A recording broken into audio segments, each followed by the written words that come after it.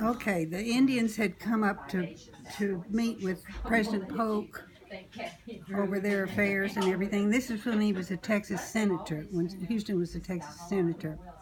And so one of the chiefs got very seriously ill, and he finally died. And Houston wrote Margaret that he had gone to the funeral of this Cherokee chief's on such and such a day in Washington, D.C. And I kept saying, why isn't he telling the name of the chief? You know, why hasn't he mentioned the name of the chief? I spent, I don't know how many months researching, trying to find, I looked at everywhere trying to find the name of this chief, couldn't find it. And the whole time the number 5 kept popping up in my head, and I didn't pay much attention to it. And then I was over in the genealogical library, and 5 tribes starts popping up.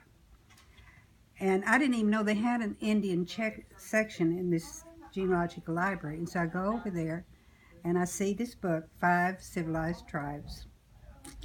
And I flip it open, and I don't find any information that I'm looking for, and I'm trying to figure out, now what can I look up to maybe find this? I looked up President Polk, and it has the Indians going to visit him. So I go to that page, and here's the information about the chief dying. Not only that, and Houston had paid for the money for the doctor to take care of him. Not only that, but it has the address in Washington where the chief was living and where he died. And the reason he didn't mention the name was because he was one of the Jollies, one of the Rogers. Oh, He didn't want Margaret. He didn't want Margaret to, it was. evidently. Now, she had no qualms at all about his marriage to Eliza. In fact, she even wrote him one time that his wife had, her brother had seen Mrs. Douglas, and she was a handsome woman. But for some reason, he didn't want to put down the name. John Rogers. He didn't want to. That's interesting. But That's I have no very idea interesting. how I found that information. Well, maybe he and Margaret never. Maybe No, she. I don't know how I found it in the library. Yeah, sometimes when you're looking for stuff like that, something that you're not even looking for necessarily will turn up, and you say, "Well, how did that happen?" Well, and another time, the pastor that he had in Washington, D.C., Houston was a big fan of Napoleon. And the pastor went over to Africa and traced the path that Napoleon had followed in Africa.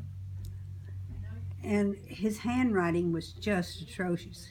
I couldn't make out what, he went to such and such pyramids, and I couldn't make out what pyramids it was. And I looked in every Egyptian book I could find, and couldn't find the name of these pyramids. And I ran up to the neighborhood library by our house to copy something, because I didn't have a copy machine in those days. So I make my copies, and I turn around, and here's this blank table, and there's a book laying face down on the table here. And it's the only thing on this table, this book, face down. I don't know why I went over and picked up that book, but I did. And when I flipped it over, here was the map of Napoleon's route through Africa. And here was the pyramids, plain as day, the name of the pyramids. And I could make out enough of the letters to tell that that's what I could recognize from this pastor's. Now, how on earth did I do that? I just have no idea. The result of clean living. There you go.